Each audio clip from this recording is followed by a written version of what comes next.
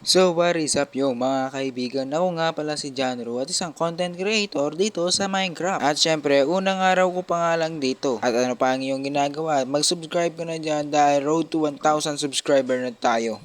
Oh my goodness, ang ganda. At mayroon tayong free chest dito no, pero pure survival to mga kaibigan. Syempre, kunin lang natin to at maghanap na tayo ng mga gamit natin para makagawa na tayo ng sarili nating bahay. Pero napag-isipan ko, kumuha muna kaya ako ng kahoy kasi yun yung unang kinukuha pagdating sa Minecraft. O siya mga kaibigan, kuha muna ako ng kahoy at mga pagkain natin para di tayo magutom at di tayo mawalan ng resources.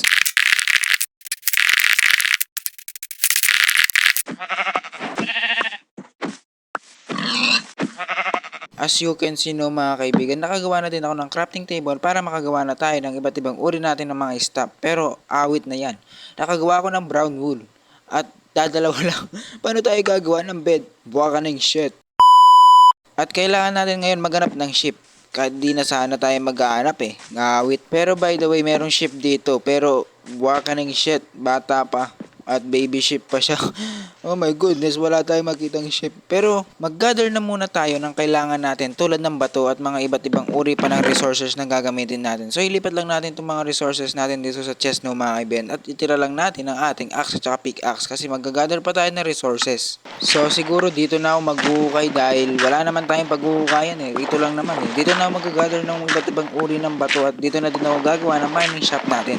Habang ako'y kumukuha ng bato ay huwag niyo kalimutan mag-subscribe yan dahil road to 1,000 subscriber na nga tayo dito sa YouTube no. Pwede na to, gagawa lang naman ako ng tools natin tulad ng axe tsaka pickaxe na gagamitin natin para makapag-gather tayo ng iba't ibang uri pa na kaya nating sirain or pukpukin.